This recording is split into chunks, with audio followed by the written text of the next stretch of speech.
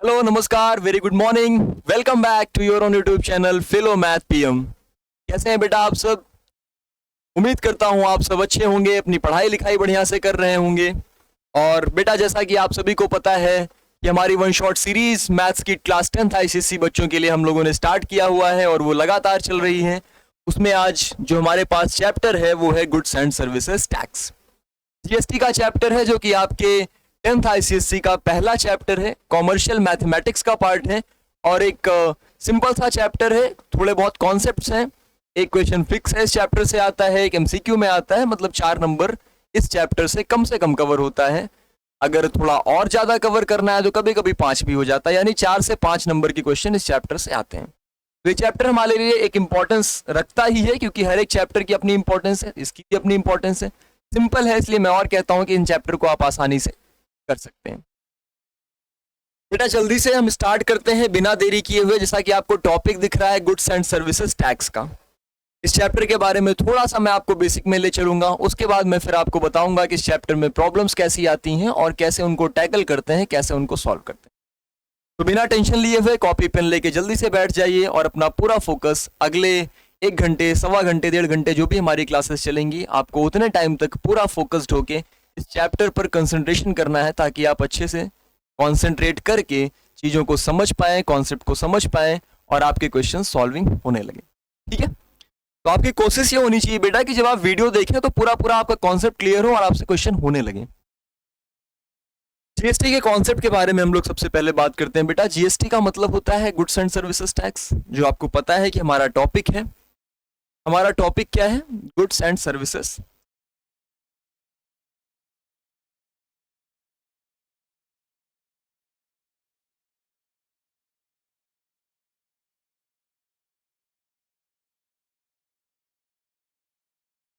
इस टॉपिक के बारे में बेटा हम पढ़ते हैं, इसे शॉर्ट में बोला जाता है जीएसटी।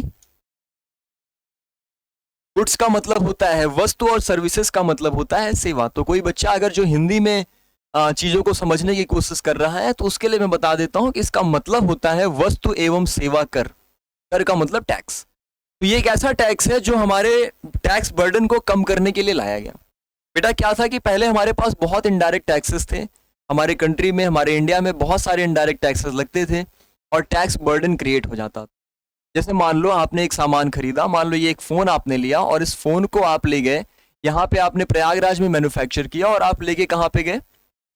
आप लेके चले गए कोलकाता में। कोलकाता में सेल किया तो आपने एक टैक्स पे किया होगा यूपी गवर्नमेंट को, और उसके बाद कोलकाता में गए तो आपने वेस्ट बंगाल गवर्नमेंट को एक टैक्स पे किया होगा।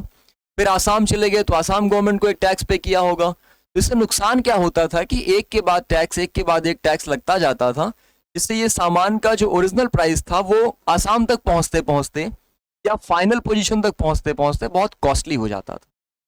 तो ये सबसे बड़ी प्रॉब्लम थी, जिसको सॉर्ट आउट करने के लिए, जिसको ओवरकम करने के लिए हमारे गवर्नमेंट ऑफ इंडिया ने एक टैक्स निकाला जिसे हम बोलते हैं जीएसटी, यानी गुड्स एंड सर्विसेज टैक्स। इस टैक्स के बारे में खास बात क्या है बेटा, वो चीजें हम समझेंगे। सबसे पहले जानते हैं कि ये टैक्स कब आया। इसको गवर्नमेंट ऑफ इंडिया ने बेटा 1 जुलाई 2017 को 2017 को इस टैक्स को लागू किया। ठीक है, बात समझते हैं ये किस अमेंडमेंट एक्ट के थ्रू आया। ये 101 अमेंडमेंट एक्ट के थ्रू आया था।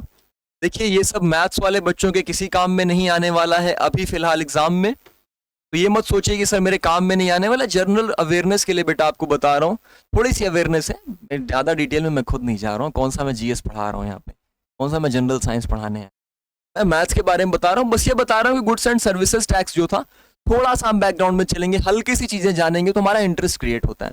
जब किसी टॉपिक के बारे में आप जानते हैं तो आपका इंटरेस्ट क्रिएट होता है, उसको पढ़ने में आपको मजा आती है, और बिना इंटरेस्ट के बेटा पढ़ाई नहीं होती, आपको भी पता है। तो ये 1 जुलाई 2017 को लाया गया, 101 अमेंडमेंट एक्ट के थ्रू लाया गया, यानी इसके पहले हमारे कॉन्स्टिट्यूशन में 100 अमेंडमेंट हो चुके थे, ये 101st अमेंडमेंट था। ठीक है, चलो ये सब तो बेसिक बातें हैं।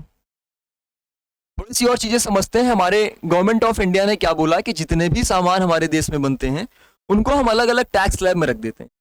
अलग अलग टैक्स स्लैब में रखने का मतलब क्या बेटा, हमारे पास 5 टैक्स स्लैब बनाए गए, 0%, 5%, 12, 18 और 28%।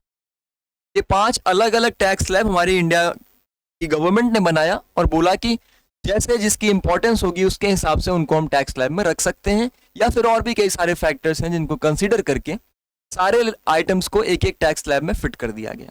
ठीक है, ये 28% सबसे ज्यादा टैक्स लगाया गया जो हार्मफुल सब्सटेंसेस होते हैं, जो लग्जरी गुड्स होते हैं, ये उन पर लगाया गया है, लग्जरी गुड्स पर। ठीक है, 0% बेटा जो एसेंशियल गुड्स हैं, जो सबके लिए नेसेसरी हैं, जो बहुत जरूरी हैं, जिनके बिना हमारी लाइफ नहीं मूव ऑन कर सकती, उनके लिए रखा गया है।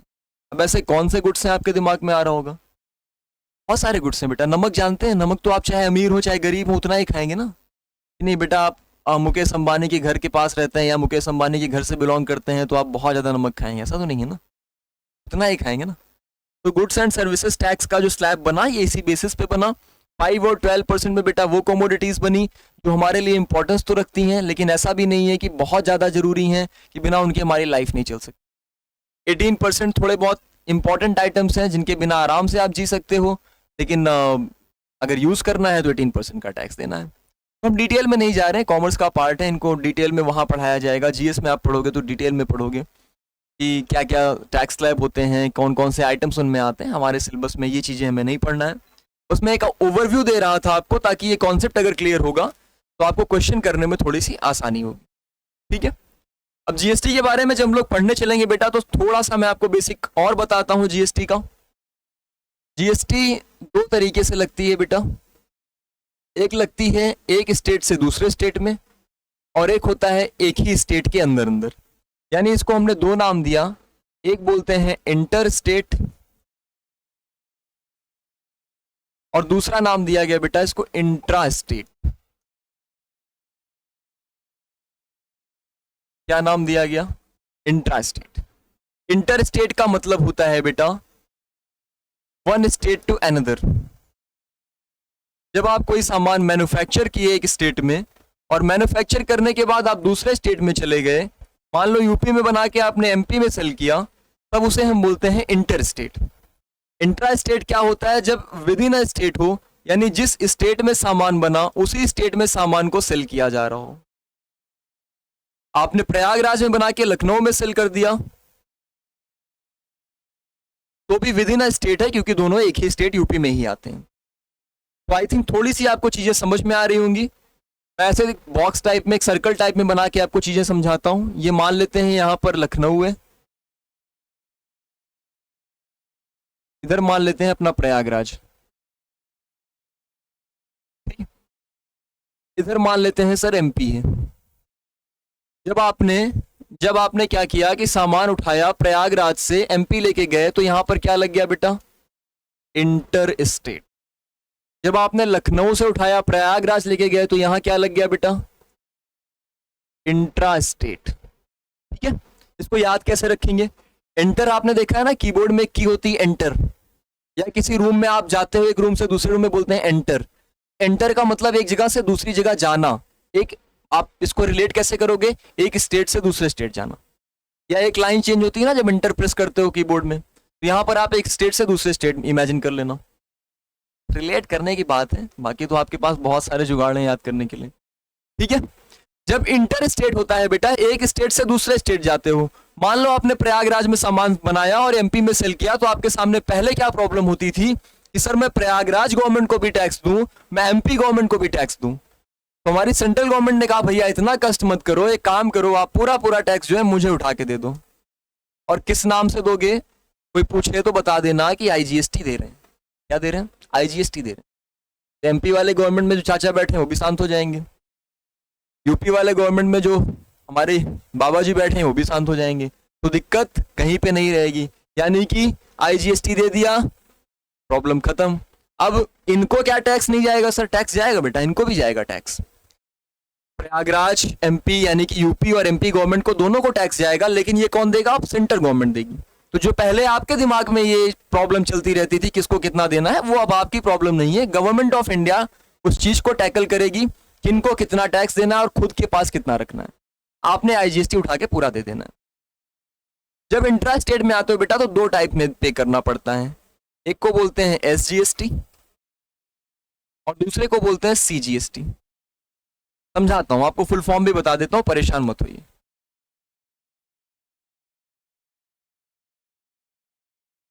आईजीएसटी का मतलब होता है बेटा integrated goods and services tax. क्या होता है?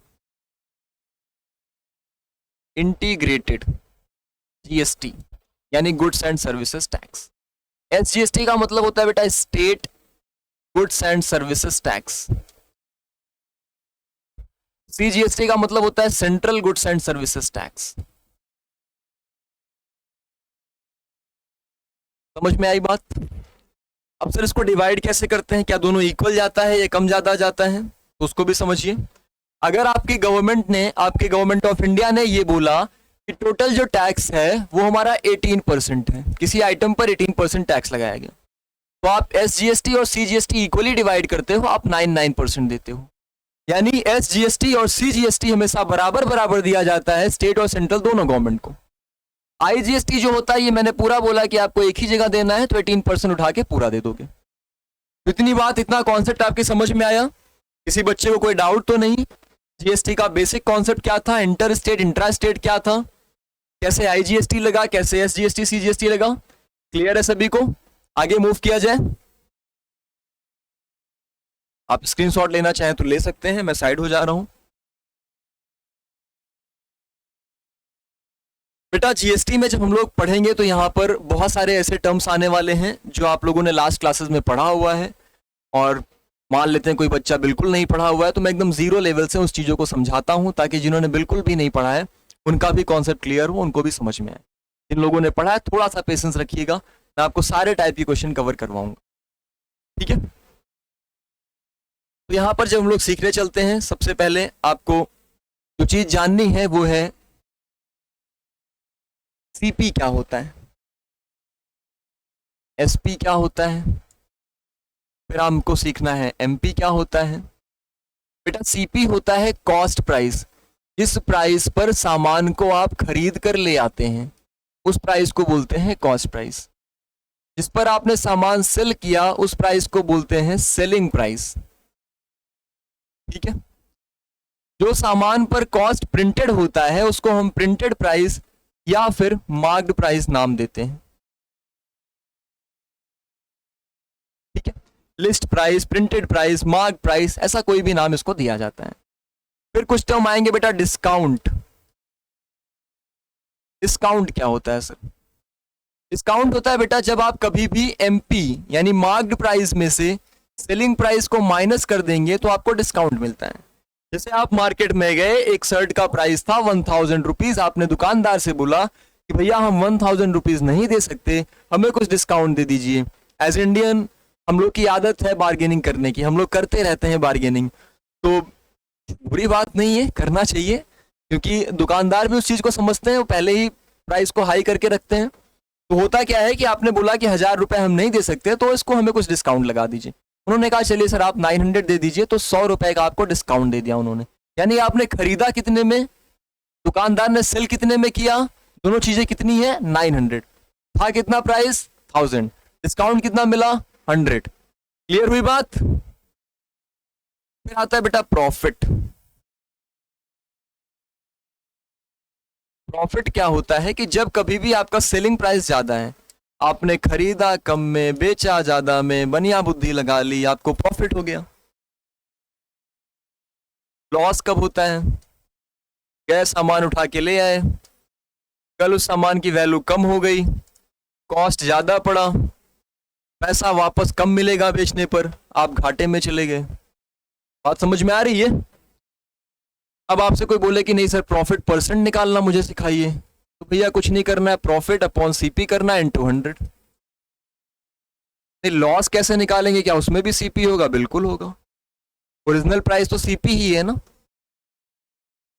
डिस्काउंट भी फिर सीपी में निकलेगा? नहीं बेटा, डिस्काउंट किस पर दिया जाता है, मार्क्ड प्राइस पर दिया जाता है। तो इसलिए डिस्काउंट में क्या करेंगे, डिस्काउंट परसेंटेज निकालने के लिए डिस्काउंट अपॉन एमपी इनटू 100।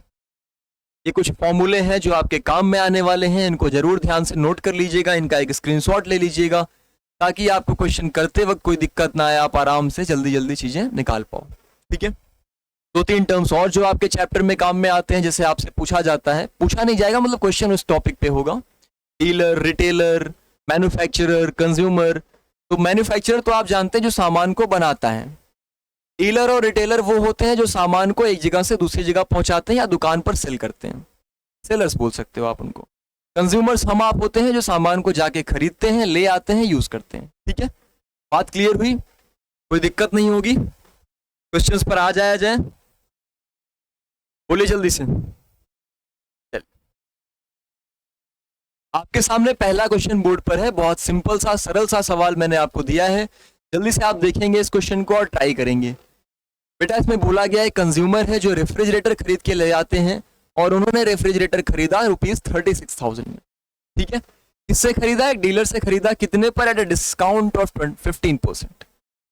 तो बेटा 36,000 क्या था? मार्क्ड प्राइस था, साफ साफ लिखा गया है। मैं इस चीज को यहां नोट करते चलता हूं। मार्क प्राइस कितना है बेटा? 36,000 रुपीज। डिस्काउंट कितने का दिया है? 15%। रेट ऑफ जीएसटी आपको दिया गया है कितना?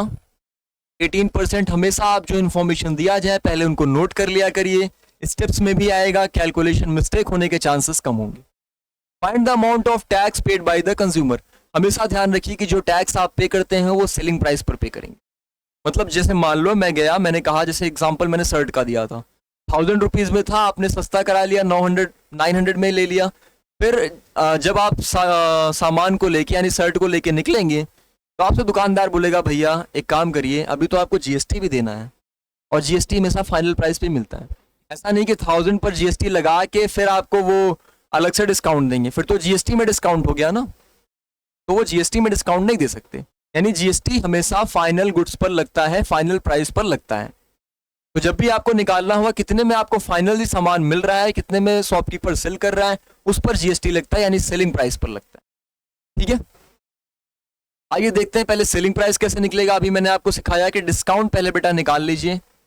डिस्काउंट कैसे निकालेंगे? डिस्काउंट है सर 15%। किसका बेटा? मार्क्ड प्राइस का, 36,000। कोई दिक्कत तो नहीं आपको? 0 से 0 कट जाएगा, 5400, इतना ही रुपया आएगा। क्या आएगा? इतना डिस्काउंट आएगा। तो सर अगर इतना डिस्काउंट आएगा तो मुझे ये बताएंगे कि सेलिंग प्राइस कितना आएगा। अभी तो आप लोगों ने सीखा कि सेलिंग प्राइस क्या होता है, एमपी में से डिस्काउंट माइनस करना होता है, यानी कि 36,000 में से 5400 को माइनस करना है। जल्दी से बताएंगे बेटा कितना बचेगा? 30,600। इजी कैलकुलेशन है। कितना आपका सेलिंग प्राइस आया? कोई दिक्कत तो नहीं किसी भी बच्चे को? सभी चीजें क्लियरली विजिबल है, दिख रही हैं? अगर आपको सेलिंग प्राइस मिल गया बेटा तो अब हमें क्या करना है? हमें पूछना है अमाउंट ऑफ टैक्स, जीएसटी। ठीक है, कितना देना है जल्दी से बताएंगे? 18% देना है। कितना? 18%। क्या कोई स्टेट सेंट्रल पूछा है? नहीं पूछा है, तो डायरेक्ट 18 निकालो। 18% किसका निकालते हैं भैया? अभी बताया ना, सेलिंग प्राइस का, 30,600।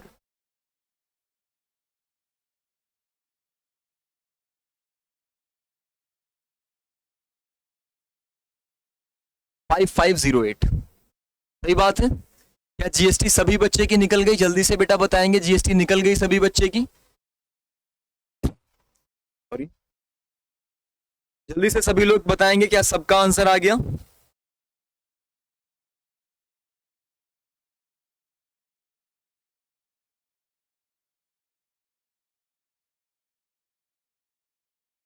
आ गया सभी का? अगर पहला आंसर सभी बच्चे का आ गया है तो अब दूसरा पूछा गया total amount that the consumer page for the refrigerator. Total amount बेटा आपसे ये पूछा गया है, ध्यान से समझिएगा कॉन्सेप्ट को।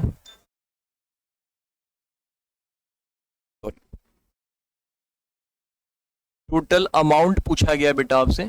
टोटल अमाउंट का मतलब होता है जो आपका फाइनल प्राइस आया, यानी एसपी जो आया था प्लस जो जीएसटी आया था, दोनों को आपने ऐड कर देना है। कितना ऐड करना है बेटा, 30,600 में आपको 5508 ऐड करना है। ठीक है, तो ये 8 आ गया, 0 आ गया, 36,108 रुपीज ये आपको फाइनल अमाउंट पे करने के लिए मिला। तो जब आपने सामान खरीदा, आपने सस्ता करा लिया, आपने कहा भैया हमें 36,000 हमारे पास देने को नहीं है, एक काम करो हमें थोड़ा सा डिस्काउंट दे दो। उन्होंने कहा ठीक है दे देते हैं, 15% का डिस्काउंट दे दिया। फिर आप कह रहे हो अरे सर डिस्काउंट दे दिया तो सस्ता हो गया, हम आराम से लेके जा रहे हैं। दुकानदार बोला नहीं भैया अभी तो आपको जीएसटी देना पड़ेगा, ये गवर्नमेंट ऑफ इंडिया ने किया है, इसमें हमारा कोई रोल नहीं है, आपको देना पड़ेगा। तो अब जीएसटी जब हमने जोड़ा तो हमें दिखा कि 36,108 रुपीज बन गया, यानी कि जितना प्राइस पहले देना था उससे ज्यादा ही देना है। हालांकि जीएसटी पहले भी लगता, वो हमें पता नहीं था। ठीक है, क्लियर बेटा बात सभी को? आसान था क्वेश्चन, कॉन्सेप्ट समझ में आया? आगे मूव किया जाए। Moving on to the next question. अब मैं आपको थोड़ा सा एक चीज सिखाऊंगा। से पहले एक क्वेश्चन इस टाइप का और करा लेते हैं।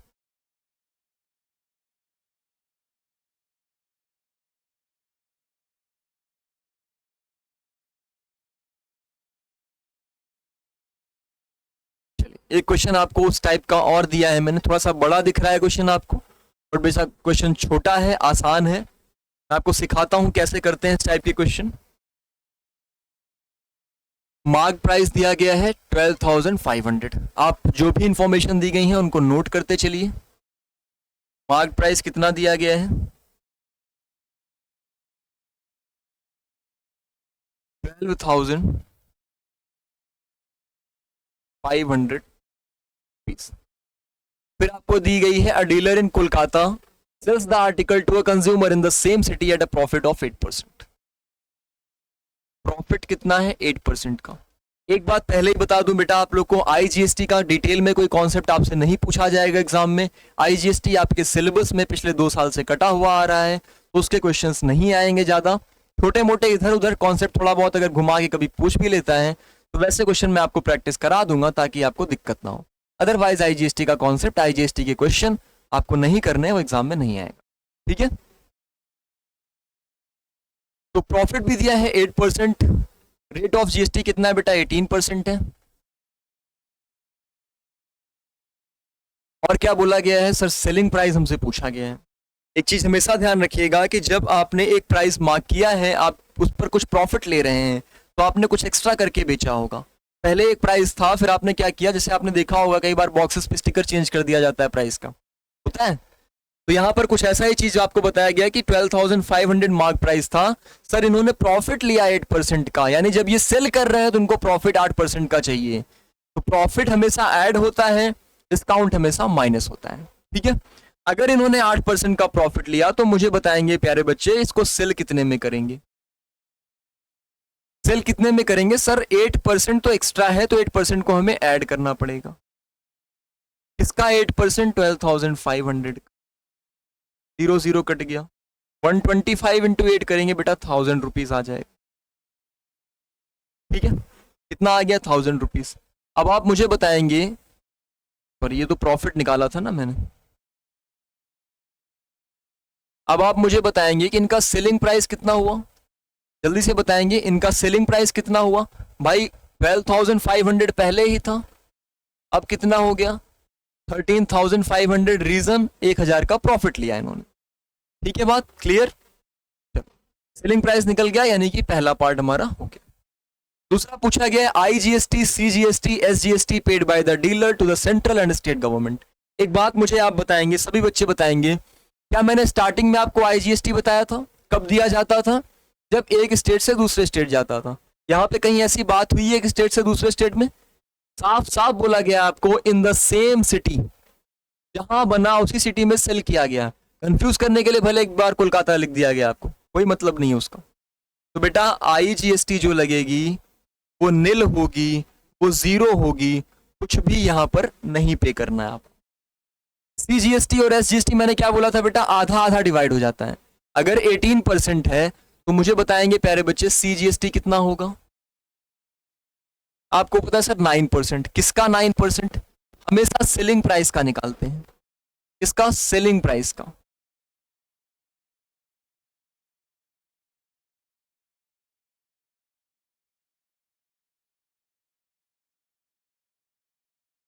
कितना रुपीस आ गया बेटा? 1215, 1215, 1215 रुपीज। क्या सभी बच्चे को इतनी बात क्लियर है?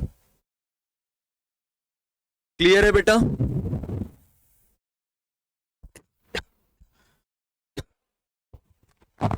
आइए अब आप मुझे बताएंगे एसजीएसटी क्या होगा? सर ये तो बराबर ही होता है, बिल्कुल 9% आएगा, यानी ये भी 1215 रुपीज ही आएगा, कुछ अलग से कॉन्सेप्ट नहीं। क्लियर हुई इतनी बात? फिर पूछा गया amount which the consumer page for the article. Consumer कितना अमाउंट पे करेगा आर्टिकल के लिए? अभी हम लोगों ने देखा कि टोटल जो बिल आता है, टोटल जो अमाउंट आता है, वो सारी चीजें ऐड करके आता है। टोटल अमाउंट एसपी के साथ आएगा बेटा, यानी 13,500 तो आपका एसपी था, प्लस उसमें सीजीएसटी आया 1215 का, प्लस एसजीएसटी आया 1215 का, यानी कि 13,500 में क्या ऐड करना है हमें? 2430। क्या किसी बच्चे को कोई कंफ्यूजन इस चीज में? अरे 1200 का डबल 2400, 30 हो गया। कोई कंफ्यूजन तो नहीं? 15,930 रुपीज आपको फाइनली प्राइस पे करना है। इतने पैसे आप पे करेंगे तब जाके आपको आर्टिकल मिलेगा। क्या किसी बच्चे को कोई कंफ्यूजन इस कॉन्सेप्ट में, इस क्वेश्चन में? सभी को इतनी चीजें क्लियर है? कितना पे करना था, कितना मिला हुआ है उनको? कोई दिक्कत तो नहीं ना बच्चे?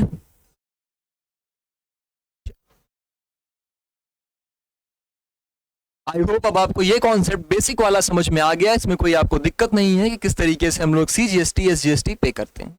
क्लियर है?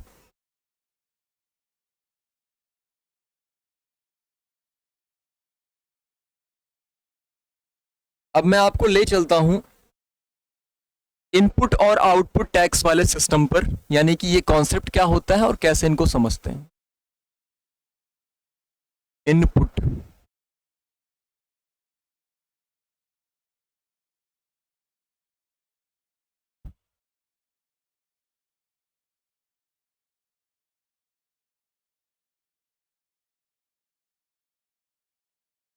आउटपुट टैक्स, ये क्या होता है, कैसे यूज किया जाता है, इस चीज को थोड़ा थोड़ा सा समझेंगे, थोड़ा थोड़ा सा करके पूरा समझेंगे, ऐसा नहीं है थोड़ा थोड़ा सा समझेंगे। किसी को बोरियत तो नहीं महसूस हो रही है? बेटा जीएसटी बड़ा इंटरेस्टिंग सा टॉपिक है, नॉर्मल लाइफ में आपके यूज में भी आता है, बहुत ज्यादा यूज में आता है। आजकल तो हर जगह पे जीएसटी पे करते हैं। बढ़िया गए रेस्टोरेंट में खाना खाया कि आज तुम्हारे पास 1500 रुपए हैं, ये दाल मखनी ऑर्डर कर दो, ये पनीर की सब्जी बढ़िया ये वाली ऑर्डर कर दो, और उसके बाद 1500 का बिल आप जोड़ के बैठे हैं कि 1500 में तो ऑर्डर किया है मैंने, 1500 रुपए है मेरे पास, कोई दिक्कत नहीं है। बेटा निकलते वक्त काम करने के लिए रेडी रहना, क्योंकि जो फाइनल बिल ऐड होगा उसमें जीएसटी अलग से फिर ऐड होगा। तो मान लो 1500 का बिल बना आपका और उन्होंने बोला कि सर 5% का जीएसटी आपको देना है, तो 5% 1500 का और देना पड़ेगा आपको। तो फिर ऐसी चीजें ध्यान रखिए, जीएसटी का कॉन्सेप्ट क्लियर रखिए, ठीक है। इनपुट और आउटपुट टैक्स क्या होता है, इनका यूज कहाँ पे आता है, कैसे इन कॉन्सेप्ट को करते हैं हम लोग, उसको समझते हैं जरा। बेटा होता क्या है कि जैसे मान लो आप एक पर्सन है, एक पर्सन बी है और एक पर्सन सी है। ए ने कुछ सामान मैन्युफैक्चर किया और मैन्युफैक्चर करके बी को सेल किया। तो जब इन्होंने बी को सेल किया तो क्या इन्होंने जीएसटी नहीं चार्ज किया होगा बी से? क्या होगा? फिर बी ने क्या किया कि बी ने कहा सी को भाई साहब आप भी ले लो हमसे।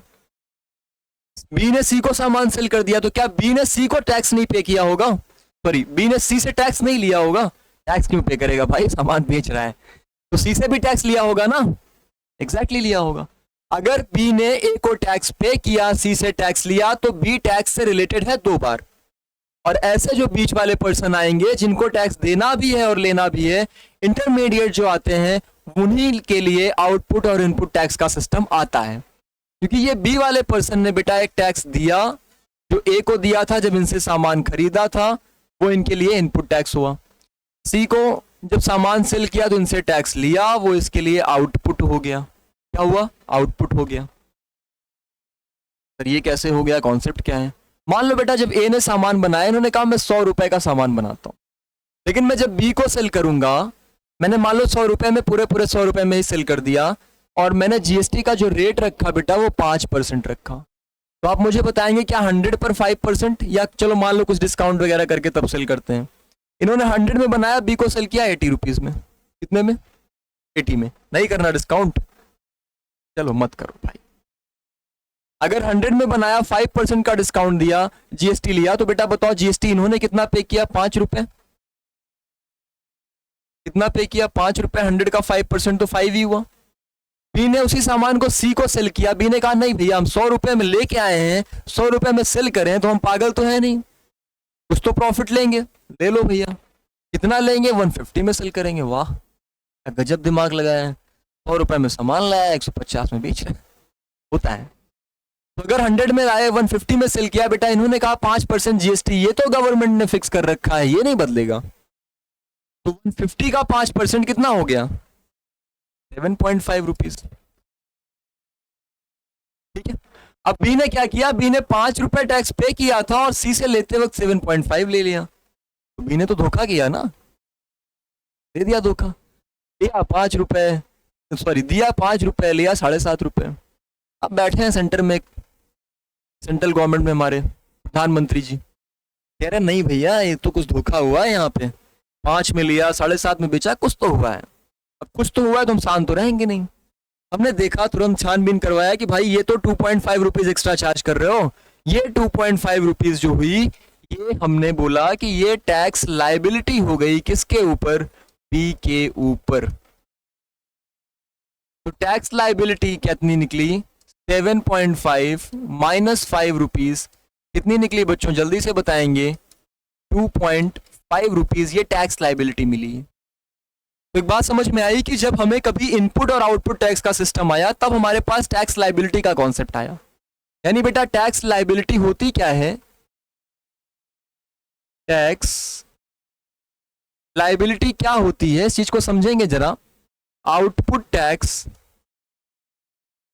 जो टैक्स आपको मिलता है, आप रिसीव करते हो, माइनस जितना टैक्स आपने पहले पे किया है, इनपुट टैक्स। क्योंकि गवर्नमेंट आपके पास टैक्स नहीं छोड़ने वाली ना, वो तो गवर्नमेंट का है, तो आपके पास क्यों छोड़ेगी?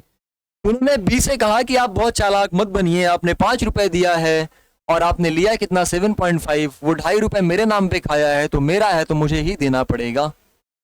ठीक है, बात समझ में आई? टैक्स लाइबिलिटी का कॉन्सेप्ट समझ में आया? क्योंकि बी ने 5 रुपए तो पूरा पूरा इनके ऊपर ट्रांसफर कर ही दिया था ना, लेकिन 2.5 एक्स्ट्रा ले लिया, तो एक्स्ट्रा किसको देना पड़ेगा? गवर्नमेंट को देना पड़ेगा। किस नाम पे पड़ा? ये टैक्स लाइबिलिटी के नाम पे पड़ा। तो अब समझ में आया? मान लो मैं किसी दुकान पे गया, मैंने दुकानदार से कोई सामान खरीदा, दुकानदार ने मुझे कुछ एक्स्ट्रा प्राइस बढ़ा के बेचा या उतने में ही बेचा। अगर उतने में ही बेचा तब तो टैक्स लाइबिलिटी 0 हो जाएगी, कोई दिक्कत नहीं। कुछ प्रॉफिट लेके बेचा, डिस्काउंट देके नहीं बेचेगा ज्यादा, मतलब टैक्स पे डिस्काउंट नहीं देगा, ये कभी इतना डिस्काउंट नहीं देंगे कि उनको लॉस हो, अदरवाइज तो फिर शटर डाउन। हुआ क्या है कि जितना भी पैसा उन्होंने लिया, मुझसे कुछ एक्स्ट्रा चार्ज कर लिया, और मैंने उस एक्स्ट्रा चार्ज पर भी जीएसटी पे किया, तो मैंने जितना एक्स्ट्रा जीएसटी पे किया वो दुकानदार को, गवर्नमेंट को देना पड़ेगा। बात क्लियर? जैसे 150 रुपीज इन्होंने चार्ज किया था, तो 50 रुपए तो प्रॉफिट मिल गया इनको, इसमें गवर्नमेंट ऑफ इंडिया कुछ नहीं बोलेगी। लेकिन ये जो जीएसटी के नाम पे लिया है, नहीं लेने देंगे, मेरे नाम पे नहीं लेंगे, किसी और के कंधे पे रख के बंदूक नहीं चलाई जाएगी यहाँ पर। क्लियर बात? समझ गए? अगर समझ गए तो इस क्वेश्चन को करके बताइए। Retailer buys an air conditioner from a wholesaler for ₹3500। एक रिटेलर जाता है एक होलसेलर से 3500 रुपए में एक एयर कंडीशनर खरीद के ले आता है। वाह भाई, इतना सस्ता, 3500 रुपए में एसी, सस्ता है। And sells it to a consumer at a profit of 8%। मुझे लगता है 35,000 रहा होगा। If the rate of GST is 28%, calculate the tax liability of the retailer। क्या निकालना है बेटा? टैक्स लाइबिलिटी निकालना है रिटेलर का। जल्दी से निकालेंगे, जल्दी से बताएंगे क्या आएगा। ध्यान से समझते हैं पहले क्या क्या दिया गया है। रिटेलर ने खरीदा है सामान को कितने में? 3500 में। तो मुझे बताइए बेटा सीपी कितना है? रिटेलर के लिए 3500 रुपीज। कॉस्ट प्रॉफिट परसेंट कितना दिया है बेटा? 8%।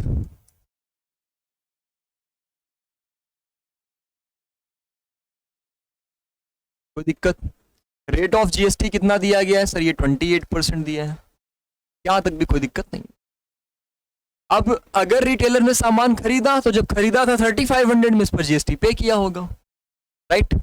जब इन्होंने सामान को क्या किया, सेल किया, तब जीएसटी चार्ज किया होगा। ध्यान से समझिएगा, मैं बहुत इंटरेस्टिंग सा कॉन्सेप्ट यहाँ आपको सिखाने वाला हूँ, जो क्वेश्चन को करने में, ऐसे क्वेश्चन को करने में बहुत हेल्पफुल होने वाला है आपके लिए। मतलब क्या कहा मैंने कि 28% यानी इनका जो इनपुट जीएसटी आया था बेटा, इनपुट जीएसटी आया था, वो तुरंत सामान लेते वक्त ही इन्होंने पे कर दिया। 28% किसका? 3500 का।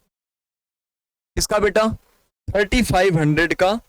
तो आपके सामने ये जो कॉन्सेप्ट दिया गया है कि सीपी 3500 दिया गया है, उसमें अगर इनपुट जीएसटी आपको पे करना है तो कितना पे करेंगे आप?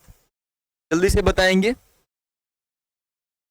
3500, जीरो से जीरो कटा, ये जीरो से जीरो कटा, 28 इंटू 35 मान लो ना, 98, यानी कि 980 रुपीज आ जाएगा। तो ये तो इनपुट जीएसटी हुआ। पर ये तो इनपुट जीएसटी की बात हो गई। अच्छा, सेलिंग प्राइस पहले निकालेंगे, तब आउटपुट जीएसटी मिलेगा हमें। इन्होंने सेल कितने में किया? 3500 के सामान को इन्होंने क्या किया कि 8% और लिया। कितना? 8% और ले लिया 3500 का, क्योंकि प्रॉफिट ले रहे हैं ना। तो प्रॉफिट मैंने क्या बताया अभी कि ऐड करते हैं।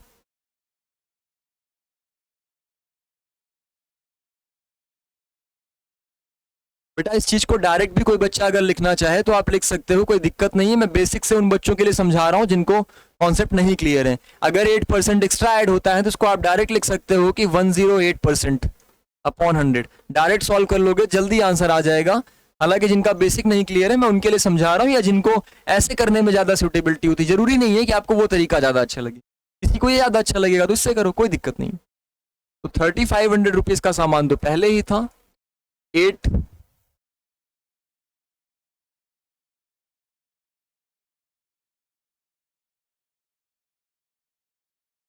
3780 रुपीज।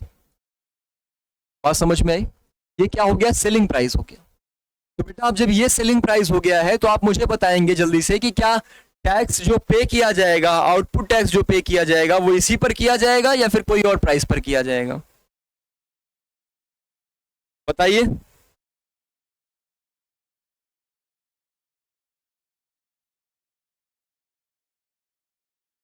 जल्दी से बताएंगे भाई। अब एसपी पे ही पे करते हैं, यही हम लोगों ने सीखा हुआ है। अगर सेलिंग प्राइस पर पे करते हैं तो मुझे बताएंगे अब आउटपुट टैक्स कितना आएगा। आउटपुट टैक्स कितना आएगा सर? ये 28% आएगा। है तो 28% ही, लेकिन किसका? इस बार 37, जो अभी तक 3500 करते थे, वो इस बार आपका 3780 होगा। ठीक है।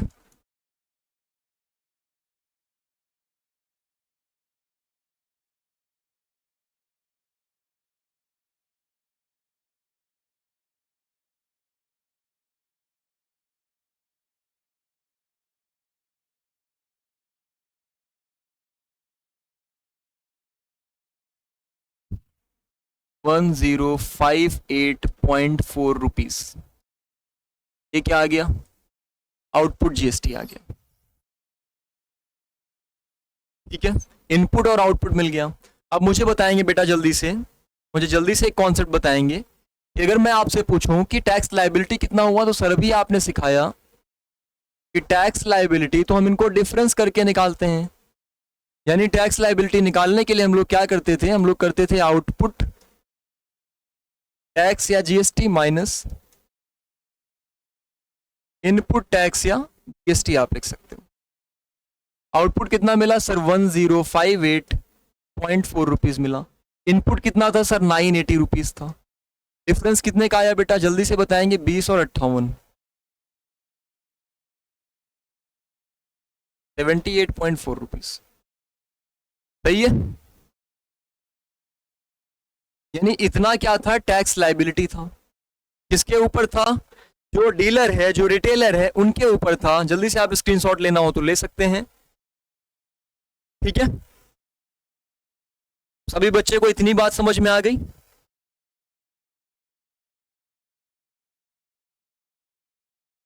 तो हमारे दिमाग में ये चीज क्लियर हो गया कि टैक्स लायबिलिटी का कॉन्सेप्ट कैसे लगता है और इनके क्वेश्चन को कैसे हम लोग सॉल्व करते हैं। अब मैं इसका करने का एक आसान तरीका आपको बताता हूं। ये पूरा था स्टेप वाइज चीजों को सॉल्व करना। बेटा हमेशा ध्यान रखना कि टैक्स 3500 पर इन्होंने पहले दिया था, लिया कितने पे? 3780 में। ये एक्स्ट्रा पैसा कहां से आया? प्रॉफिट पर आया। ये प्रॉफिट ही तो एक्स्ट्रा आया है। तो अगर मैं प्रॉफिट में जो टैक्स आ रहा है उसी को एक्स्ट्रा निकाल दूं, मैं आपको सिखाता हूं कैसे होता है। देखिए मैं कंबाइन करके चीजें सिखा रहा हूं। मैंने क्या बोला कि output tax minus input tax होता है। बिल्कुल सही बात है। बड़ा इंपॉर्टेंट सा कॉन्सेप्ट है आपके क्वेश्चन को चुटकियों में सॉल्व करने की। चुटकियों में मतलब थोड़ा जल्दी से सॉल्व करने की। आउटपुट माइनस इनपुट टैक्स अगर हम कर रहे हैं सर, तो हमने क्या किया? 28% ऑफ आई थिंक 37 कुछ 3780 माइनस इनपुट टैक्स कितना था सर? 28% था। इसका 3500 का। आप कैलकुलेशन से बच जाएंगे, आप शॉर्ट तरीके से क्वेश्चन को सॉल्व कर सकते। सर इसमें 28/100 कॉमन है, निकाल लूं क्या? बिल्कुल निकाल लीजिए। अंदर क्या बचा? 3780 माइनस 3500। कोई कंफ्यूजन? कितना मिला बेटा? जल्दी से बताएंगे। 280। 28 का स्क्वायर करेंगे 784 होता है। 100 से डिवाइड करेंगे 78.4 रुपीज। ये क्वेश्चन इतना आसानी से आपने कर लिया इतना आपने खुद नहीं सोचा। आसान था। यही चीजें हैं बेटा, कैलकुलेशन करने के अलग अलग तरीके हैं। तो जब मैं एग्जाम में करूंगा तो मैं ऐसे लिख के डायरेक्ट इस तरीके से करूंगा। मैं क्यों इतना लंबा अलग अलग दोनों पार्ट निकालने जाऊंगा भाई? मैंने इतने स्टेप नोट किए, यहां तक मैं नोट कर दूंगा, फिर मैंने एसपी निकाल के नोट कर दिया, फिर मैं सीधा भाग जाऊंगा इस तरीके पे। पूरा कैलकुलेशन इस तरीके से करूंगा, स्टेप भी रहेगा, कैलकुलेशन भी छोटा होगा, नंबर मिलने में कोई दिक्कत भी नहीं होगी। मतलब यहाँ पे कहानी आपको समझ में आ गई कि एक्चुअल में जो प्रॉफिट मिलता है उसी पर अगर हम टैक्स निकाल दें तो वही एक्चुअल में टैक्स लायबिलिटी होती है। यही प्रॉफिट था आपका, यही था। और छोटा कर रहा हूं, 28% ऑफ प्रॉफिट। बोलिए 784/10 यानी 78.4 रुपीज। तो और छोटा हो गया। लेकिन ये आप कभी अगर एमसीक्यू में आ रहा है तब ये तरीका फॉलो कर लीजिएगा, अदरवाइज आप ये तरीका फॉलो करिएगा क्योंकि स्टेप वाइज आपको नंबर मिलेगा इस तरीके से ही करने पे। क्लियर है? कोई कंफ्यूजन तो नहीं? कॉन्सेप्ट आपको समझ में आ रहा है? आसान लग रहा है जीएसटी? आसान लगना चाहिए क्योंकि बिना आसान लगे तो फिर आप लोग भाग जाएंगे क्लास छोड़ के। कॉन्सेप्ट को एंजॉय करिए बेटा, मैथ्स एंजॉय करने वाला सब्जेक्ट है। मैथ्स बोरिंग नहीं है कि बैठ के रटते रहो रटते रहो। अगर आपको क्वेश्चन होने लगते हैं ना, क्वेश्चन आपसे आपको समझ में आने लगता है तो मैथ्स हर एक बच्चे को इंटरेस्टिंग लगती है। प्रॉब्लम कब आती है? जब आपको क्वेश्चन समझ में नहीं आता, जब आपसे क्वेश्चन करते हैं आपसे आंसर नहीं आता। तो इसीलिए ये सीरीज चल रही है बेटा। इस सीरीज के साथ साथ आप पढ़ेंगे। मैथ्स बैठने से देखने से नहीं आती, मैथ्स प्रैक्टिस करने से आती है। तो आपका काम है कि डेली डेली जब मैं क्वेश्चन करा रहा हूं आप कोशिश करिए कि मुझसे तेज कैलकुलेशन आप कर लें। मैं आपको समझाने के लिए बहुत बेसिक से करा रहा हूं, इससे तेज कैलकुलेशन तो आप कर ही सकते हैं। जब आप मुझसे तेज कैलकुलेशन करने की कोशिश करेंगे, मुझसे जल्दी सॉल्व करने की कोशिश करेंगे, कॉन्सेप्ट को सीखेंगे, उसको लगातार प्रैक्टिस करते चलेंगे जल्दी जल्दी, तब आपको मैथ्स में मजा आएगी। और ये सीरीज हमारी 1-2 दिन की नहीं है, ये सीरीज हमारी थ्रू आउट चलेगी। पूरे हर एक चैप्टर का वन शॉट हम आपके लिए लेके आने वाले हैं। अभी 2 चैप्टर के पहले से ही पढ़े हुए हैं, तीसरा चैप्टर है आपके लिए। हर एक चैप्टर का मेरी कोशिश है ये कि जल्द से जल्द आपको हर एक चैप्टर का वन शॉट वीडियो मिल जाए, क्योंकि बोर्ड का एग्जाम आपके बहुत करीब आ गया है, तो आपकी प्रिपरेशन में उतनी ज़्यादा हेल्प होगी। तो बिल्कुल भी टेंशन लेने की ज़रूरत नहीं है। आप बस क्लास को रेगुलर ज्वाइन करके रखिए, डेली क्लास में आइए, क्लास को करिए, और जो भी दिक्कत होती है आप पूछिए। एक कॉन्सेप्ट और सिखाना था बेटा आप लोग को।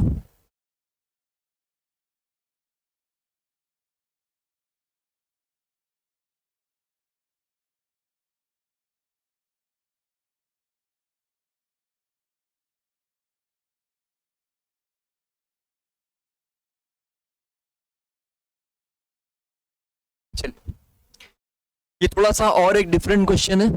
मैं हर एक पैटर्न के क्वेश्चन कोशिश कर रहा हूँ कि आपको अलग अलग पैटर्न के करा दूं। कुछ क्वेश्चन मैं आपको दे दूंगा, अभी स्क्रीनशॉट ले लीजिएगा, इनको घर पे प्रैक्टिस करिएगा, नहीं आएंगे तो जरूर अगली क्लास में पूछ लीजिएगा, ठीक है। The price of a bicycle is ₹3136। बेटा एक बाइसाइकिल है, एक साइकिल है जिसकी प्राइस दिया गया है 3136। लेकिन ये ध्यान देने वाली बात ये है कि इंक्लूसिव ऑफ टैक्स, यानी टैक्स इसमें इंक्लूडेड है, टैक्स जुड़ा हुआ है। रेट कितना दिया है जीएसटी का? 12%। किस पर? लिस्टेड प्राइस पर। कहीं लिस्टेड प्राइस का जिक्र नहीं हुआ है अभी तक। लिस्टेड प्राइस कितना है? बायर, बायर तो भाई वही है, कह रहा है भैया कुछ डिस्काउंट दे दो। कैसे डिस्काउंट दे दो? डिस्काउंट के लिए बात कर रहा है और कह रहा है कि सर मुझे डिस्काउंट इस तरीके से दीजिए लिस्टेड प्राइस पर कि जब आपने डिस्काउंट चार्ज, मतलब डिस्काउंट के बाद जब आपने जीएसटी चार्ज किया तो जो सेलिंग प्राइस हो वो किसके इक्वल हो जाए? लिस्टेड प्राइस के। बड़ा इंपॉर्टेंट वर्ड है। तो अमाउंट ऑफ डिस्काउंट कितना देना पड़ेगा? ये सर क्या हुआ, ये तो बड़ा डिफरेंट टाइप का क्वेश्चन आ गया, आप तो कुछ और बता रहे थे, कहाँ से आ गया? बेटा वही है, क्वेश्चन को पूछने के अलग अलग तरीके हैं, मैं आपको सिखा देता हूँ कैसे करते हैं। Price of A bicycle is ₹3136। ये क्या है? बाइसाइकिल का प्राइस है इंक्लूडिंग टैक्स।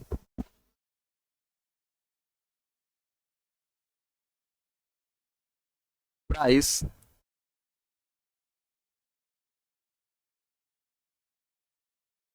इंक्लूडिंग टैक्स कितना है? 3136। क्या कहीं पर लिस्टेड प्राइस के बारे में कुछ इंफॉर्मेशन दी गई? नहीं दी गई। और क्या दिया गया? रेट ऑफ जीएसटी कितना? 12%। ठीक, अब आते हैं सॉल्विंग में। हमने कहा भाई जो इंफॉर्मेशन नहीं दी गई है उससे हमको कुछ जरूरत है तो मानना पड़ेगा। जब तक लिस्टेड प्राइस नहीं मिलेगा तब तक मैं जीएसटी वगैरह कुछ लगा नहीं पाऊंगा, सेलिंग प्राइस कितना होगा कुछ पता नहीं चल पाएगा। सबसे पहला काम तो होगा मुझे लिस्टेड प्राइस निकालना, ठीक है बेटा। हमने क्या माना कि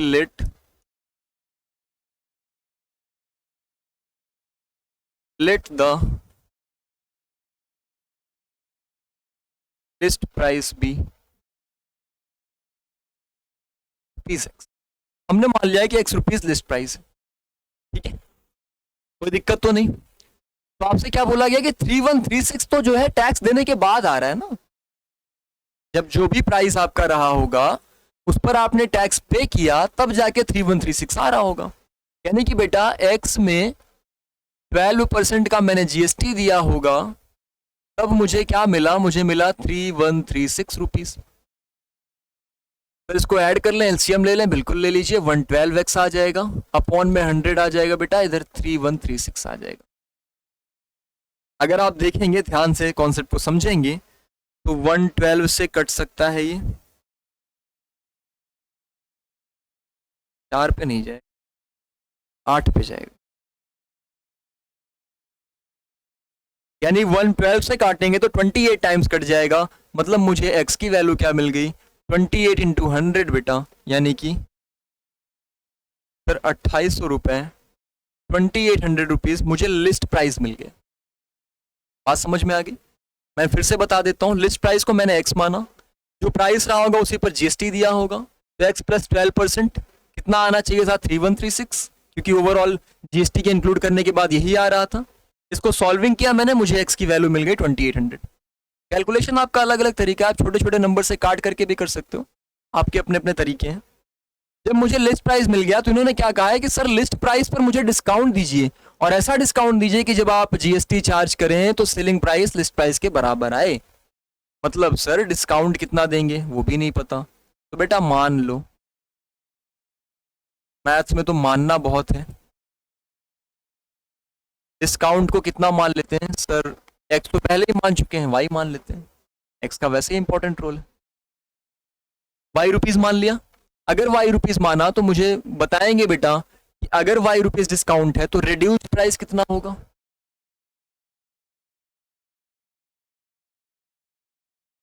रिड्यूस्ड प्राइस कितना होगा? 2800 माइनस वाई। इन्होंने क्या कहा है? सेलिंग प्राइस के बराबर आना चाहिए। यानी ये कह रहे हैं सर जब आप 2800 माइनस वाई में, यानी ये जो प्राइस आया इस पर जब आप जीएसटी लगाएंगे, कितना जीएसटी लगाएंगे? 28% का जीएसटी लगाएंगे, तो जो प्राइस आना चाहिए वो उतना ही आए, वो एक्स्ट्रा ना हो, वो बढ़े ना। ठीक है, क्लियरली विजिबल तो है ये 2800, यानी कि उस प्राइस में कोई चेंज ना आए, वो 2800 का 2800 ही बना रहे। तो मुझे इतना डिस्काउंट दे दीजिए सर कि मेरे पास, जैसे मान लो सामान लेने गया, मैंने कहा भैया मेरे पास 2800 रुपए हैं, तो उन्होंने कहा भैया जितना आप पैसा लोगे, मान लो 2800 का सामान है, उस पर जीएसटी लगेगा, तो आपका तो 3000 4000 जो मतलब 3 3.5 3100 जो भी बनेगा। मैंने कहा सर मेरे पास उससे ज़्यादा पैसे हैं ही नहीं, तो आप एक काम करिए, मुझे कुछ डिस्काउंट दे दीजिए, ताकि डिस्काउंट पर जब जीएसटी लगाएं तो 2800 ही आए ऐड करने के बाद। ठीक है, देखते हैं क्या ऐसा हो पाएगा कि नहीं हो पाएगा। बेटा इधर से कुछ कॉमन मिल रहा है, नहीं मिल रहा है? ध्यान से आप लोग बताएंगे, इधर से कुछ कॉमन मिलता दिख रहा है आपको? आपके पास मल्टीपल वेज है इस क्वेश्चन को सॉल्व करने का। अब यहां से मैं आपकी कैलकुलेशन जानना चाहता हूं कि आप यहां से क्या अप्रोच यूज करते हैं। एक बच्चा वो होगा जो इसको ब्रैकेट को ओपन करेगा, 2800 को काट देगा, वाई को इधर ले आएगा और आसान हो जाएगा क्वेश्चन। एक दूसरा बच्चा होगा जो कोई और तरीका फॉलो करेगा। तो मैं दोनों तरीकों से चीजों को समझाने की कोशिश करता हूं। मैंने क्या किया बेटा, इस ब्रैकेट को कोई जरूरत तो है नहीं इधर,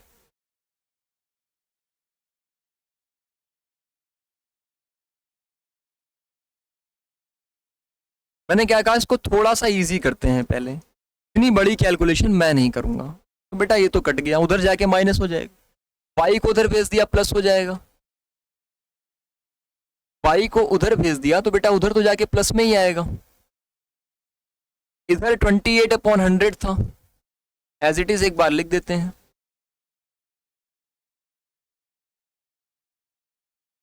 हंड्रेड को उधर भेज देंगे बेटा कितना आएगा, 100y आएगा।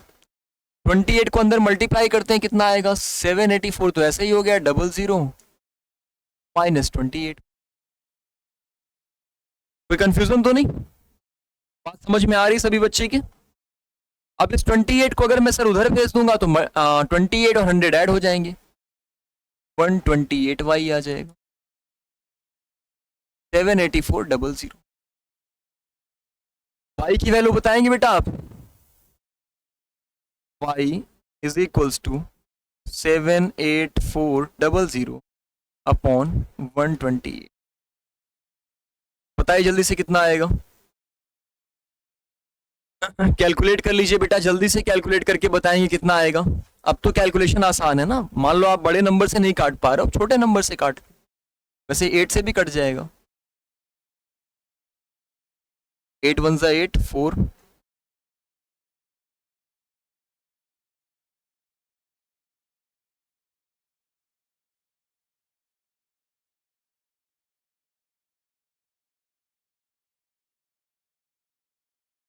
वैसे एग्जैक्टली कट तो नहीं रहा है, कुछ डेसिमल में आ रहा है आई गेस। एक बार कैलकुलेशन बेटा जल्दी से चेक कर लेंगे क्या कुछ गलत तो नहीं हुआ है, एग्जैक्टली इसको कटना चाहिए, पॉइंट में उसे कम तो आते हैं। एक बार कैलकुलेशन जल्दी से चेक कर लेंगे आप लोग।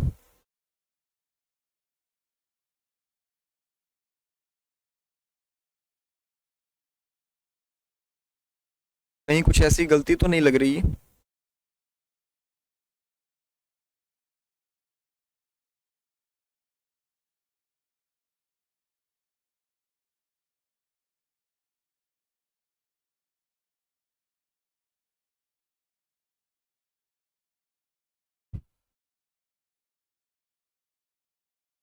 कुछ गलती लग रही है? ओ हो बेटा जीएसटी 28% नहीं 12% दिया है, इस चीज में हम लोगों ने गलती की है बार बार। जीएसटी तो 12% दिया है ना, यहाँ पे गलती हुई है, उसके बाद तो बेकार ही हो गया।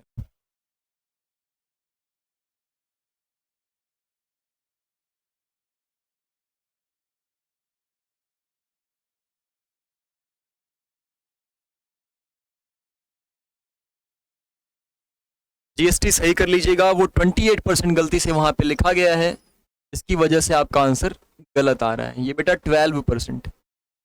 अब आप वाई को इधर शिफ्ट कर दीजिए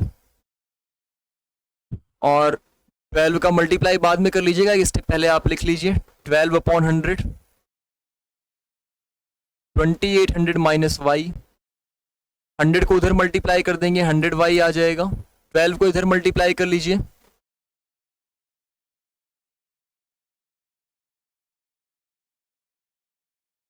ठीक है। 12y ये उधर जाके ऐड होगा बेटा, 112y आ जाएगा, इक्वल्स टू 336,000। y की वैल्यू अगर आप अब निकालेंगे तो 112 का 3 टाइम्स और 300, यानी जो डिस्काउंट आया सर वो 300 रुपए आया। तो आपसे क्या पूछा गया था कि find the amount of discount which the seller has to allow for the deal. तो कितना अमाउंट डिस्काउंट देना पड़ा बेटा, 300 रुपए का। कॉन्सेप्ट क्लियर हुआ? इसको सही कर लीजिएगा, यहाँ पर 28% आ गया था जिसकी वजह से आपके आंसर में एरर आ रहा था, ठीक है। तो कॉन्सेप्ट को क्लियर है आप सभी का? कॉन्सेप्ट को क्लियर ही रखिए, कोई दिक्कत होती है, कोई कंफ्यूजन लगती है तो उसे बार बार उस टाइप के क्वेश्चन को ज्यादा लगाइए ताकि उस टाइप की प्रॉब्लम्स को आप टैकल कर पाए, ओवरकम कर पाए, और उस तरीके से जो भी प्रॉब्लम आ रही है वो दोबारा से ना आए, ठीक है। तो ये ऐसे अलग अलग पैटर्न के क्वेश्चन थे जो आपके एग्जाम में आते हैं, जो मैंने अभी आपको कराया। एक पैटर्न में बेटा आपको दिखाता हूं जो आप आजकल आपके एग्जाम में ज्यादा आ रहा है, ज्यादा पूछा जा रहा है, वो ये एमसीक्यू हो गया, के बाद एक होगा ये रहा। इस क्वेश्चन को आप देखेंगे, क्वेश्चन बहुत आसान सा है, लेकिन पिछले 3-4 साल की अगर आप ट्रेंड देखेंगे तो इस टाइप का क्वेश्चन ही आपसे ज्यादा पूछा जाता है। क्वेश्चन इजी होते हैं, बस कैलकुलेशन का खेल है पूरा पूरा। अगर कैलकुलेशन अच्छे से हो गई क्वेश्चन आसानी से हो जाएगा। जल्दी जल्दी जल्दी जल्दी करेंगे। मैथ्स स्पीड से की जाती है, आराम से नहीं, स्पीड में करो। थोड़ा बहुत गलती होगी ना, स्पीड विथ एक्यूरेसी इस इंसान के पास ये है मैथ्स में, वो बहुत अच्छा कर जाएगा मैथ। देखिए सबसे पहले हम लोग को बताया गया है कि हेयर ऑयल के बारे में। 1200 रुपए का हेयर ऑयल, अमीर लोग हैं। 1200 रुपए का हेयर ऑयल, जरूरी नहीं है कि एक ही बॉटल हो, एक ही पैक उन्होंने लिया हुआ हो, उससे ज्यादा भी हो सकता है। तो 1200 रुपीज का हेयर ऑयल लिया, रेट ऑफ जीएसटी 18% है, डिस्काउंट 100 रुपीज है। सर जीएसटी कब लगाते हैं? डिस्काउंट देने के बाद। तो मुझे बताएंगे एसपी ऑफ हेयर ऑयल कितना है? सर 1200 था, लेकिन उसमें से 100 रुपए डिस्काउंट दिया गया, मतलब 1100 रुपीज बचा, ठीक है सर। रेट ऑफ जीएसटी कितना? 18% है। सर जीएसटी इन्होंने कितना पे किया इस पर, हेयर ऑयल पर? 1100 पर पे कर रहे हैं ना बेटा, तो ध्यान रखिएगा 18% ऑफ 1100, 2 जीरो कट जाएगा, 198 रुपीज आ गया इस पर।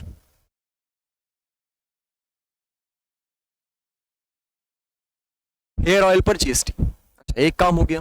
तो दूसरी चीज कैश्यू नट्स के बारे में बोला है, तो कैश्यू नट्स के बारे में अगर बोला है बेटा तो उस पर भी आप निकाल लो एसपी कितना है कैश्यू नट का।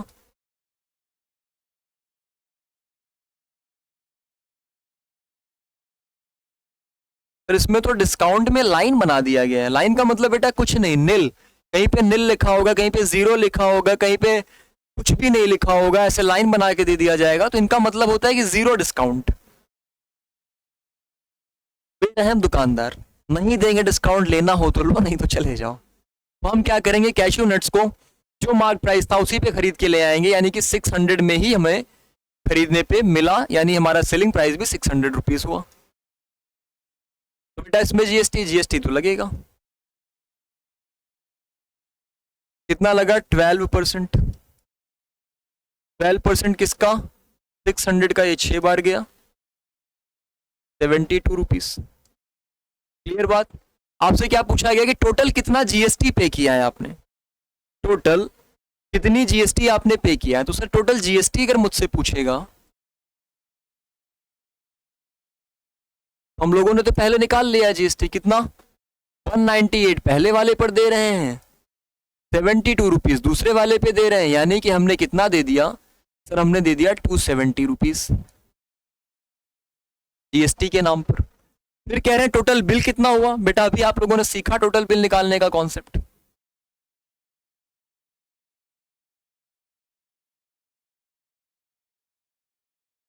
टोटल बिल कैसे निकालते थे? एसपी से। एसपी कितना है बेटा? 1100 पहले का है, 600 दूसरे का है, और टोटल जीएसटी जो भी आपने निकाला उनको ऐड कर दो, 270। 1700 यही हो गया और 270 ये हो गया। 1970 रुपीज क्या आपने टोटल जीएसटी पे किया, सॉरी टोटल बिल दिया आपने जीएसटी के साथ, इंक्लूडिंग जीएसटी। अब क्या सभी को क्लियर हुआ कॉन्सेप्ट? तो ऐसे क्वेश्चन एग्जाम में ज्यादा आजकल पूछे जाते हैं और बड़ा इजीली आप इनको सॉल्व कर सकते हैं, बड़ा इजीली आप इनको बता सकते हैं, दिखा सकते हैं सारे स्टेप्स, तो आपके नंबर कटने के चांसेस खत्म हो जाते हैं। मैंने हर वो टाइप कवर करने की कोशिश की है जो आपके एग्जाम में, जो आपके सिलेबस से ज्यादा रिलेटेड है, रिलेवेंट है। कोशिश किया है कि आपको हर एक पैटर्न समझा पाऊं। अगर आपको कुछ ऐसा लगता है कि आपको चीजें क्लियर नहीं हुई हैं तो आप प्लीज उसको कमेंट सेक्शन में जरूर पूछा करिए ताकि उस चीज को हम क्लियर कर पाए। ठीक है, आगे बढ़ा जाए। अब मैं कुछ क्वेश्चन आपको होमवर्क के लिए दे देता हूं, आपको करने के लिए, कि आप इनकी एक बार प्रैक्टिस भी कर लीजिए। ये बेटा उन्हीं टाइप के क्वेश्चंस हैं जो हम लोग कर चुके हैं। जल्दी से आप इनका स्क्रीनशॉट लेते जाएंगे ताकि आप घर पे बैठ के इनको सॉल्व कर पाए। कुछ अच्छे क्वेश्चंस हैं आपके लिए। ये दूसरा क्वेश्चन,